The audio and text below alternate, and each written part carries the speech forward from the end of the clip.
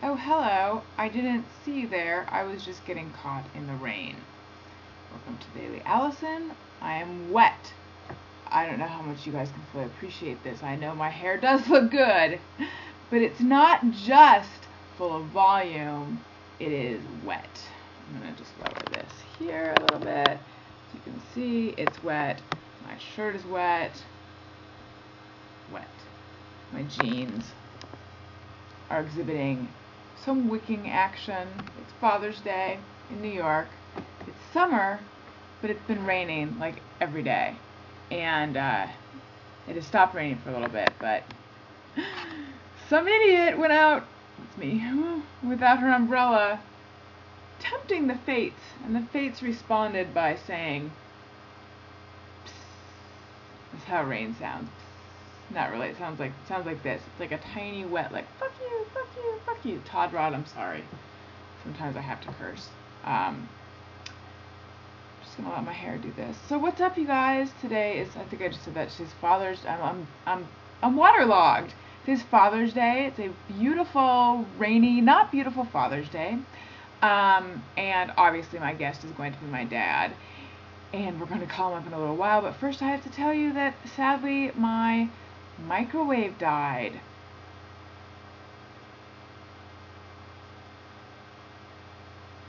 If I was fancy with video, I'd make like a montage, and there'd be like this beautiful music and mournful music, and it would have my microwave picture, and then it would have like the good times where it'd be me, and I'd be like, you know, if I had put something in a cup and heated it up, and then it would have the, you know, the birth and death dates of the microwave, and it would be hilarious. But I don't have the time because I have to go blow dry my whole body in a moment.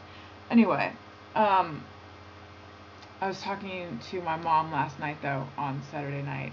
Please note that on Saturday night I was talking to my mom on the phone, and I said that my microwave died, and which was totally my way of like hinting, like, you guys want to buy me a new microwave? Because I'm pathetic. But anyway, she was saying that it might still be under warranty, and that I should check that out, and do I still have the receipt? And I said no. And she's like, why don't you have the receipt? And I was like, who the hell would keep a receipt from a microwave they bought a year ago? But basically, apparently she would, and apparently other people would, and maybe I have it somewhere, it's just stuffed somewhere.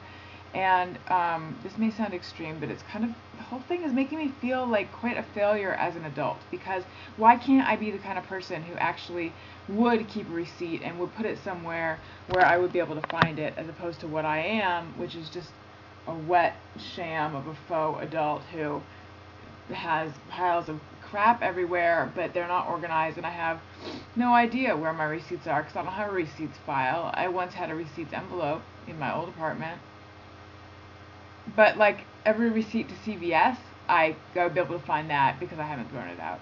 So I just kind of feel like I suck. Anyway, also continuing with the whole I suck thing, I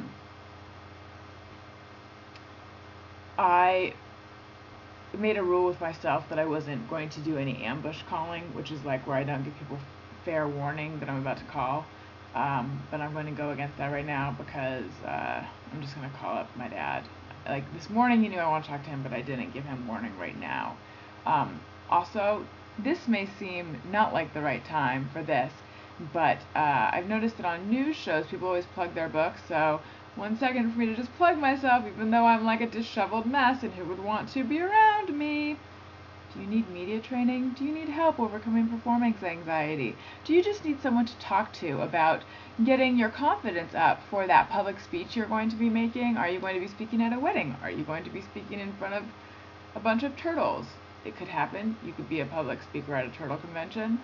Call me. And don't call me, though, actually. Just look at my website, AlisonRosen.com, because I am available for all those sorts of things, and I'm super duper good. Okay, let's just call my dad.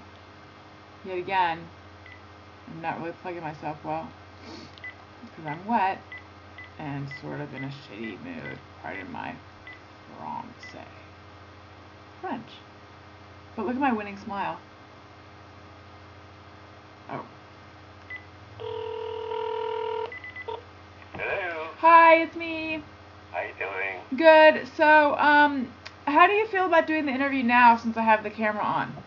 Yeah, that's fine. Okay, sorry to catch you off guard.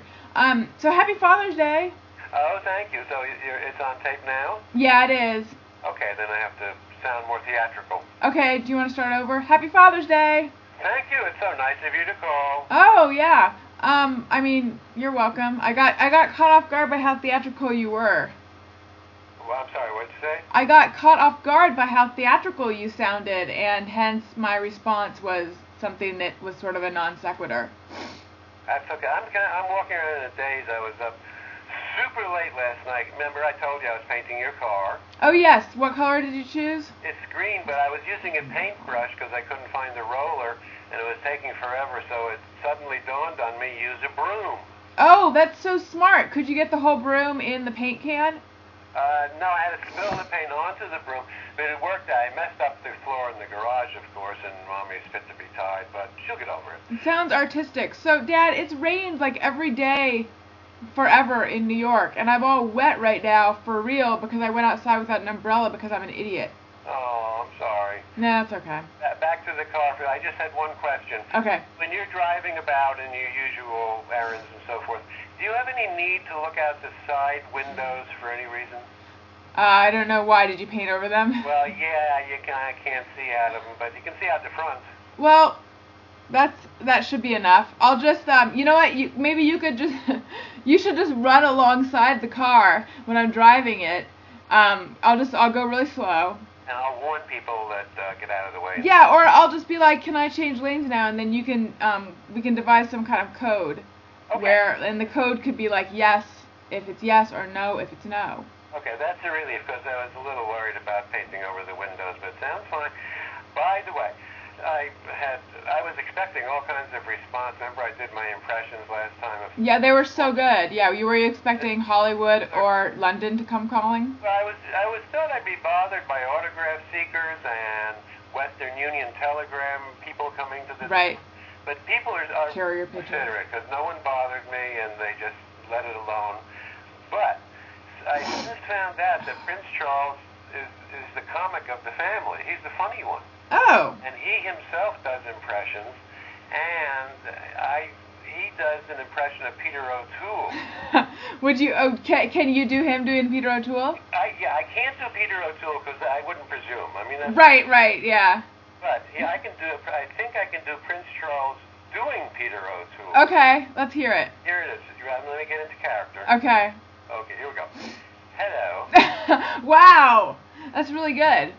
I know. That is Charles doing Peter O'Toole. Yeah, it's uncanny. I'm impressed. And we were talking about Business Day. Yes, we were. Had a few more items. Do you remember playing vegetable baseball at the Irvine Ranch Market? Yes, but what did we call it? I don't know, but I feel like it was a shorter name. Yeah. It was very fancy. They had strawberries the size of lemons and lemons the size of grapefruits or whatever. Right. And they had these really obscene cucumbers, like 3 feet long. So you were right. We used to pitch to each other. We'd pitch grapes and Brussels sprouts and try and hit them up the aisle. And no one ever bothered us, but we had it done pretty well. But we had a name for it, but basically it was vegetable baseball. Yeah. Now, who was Laura embarrassed by it, or was Mom, or was I? Someone was not on board for the game. Maybe your mom. Laura was not born yet, I don't think. No, yes. Oh, Dad. Irvine Ranch Market. Laura was totally born. Oh, I thought that was when you were around 3 during business days, but maybe. No. That would have been Gelson's days. Well, whatever it was. Well, that figures too, because at 3 you probably wouldn't have been too good a baseball player. Right. No, I hadn't really found my 5 or 6, but you were another Joe DiMaggio. I mean, you were good. I know. It's a shame that my career was cut short when I lost one of my limbs in that carbine accident. I know. I didn't know you wanted to talk about that, but yeah. I didn't. But sometimes the moment took me there. No, and I'd say, like, slide into the watermelons, how I said hi. Right. And you would just stare at me with that look of, are you kidding? I have 1 leg. I know, you'd be like, hop. Oh, that's terrible. And now we're out of time. Damn. Oh, that time thing, yes, that's cut us off. But it's so kind of you to Day. You're welcome. You know what? We'll just catch up with you next year on Father's Day. Or like later this week. Okay, bye. Love you. Love you, bye. I have 2 legs for anyone who's wondering. Bye, you guys. Love you.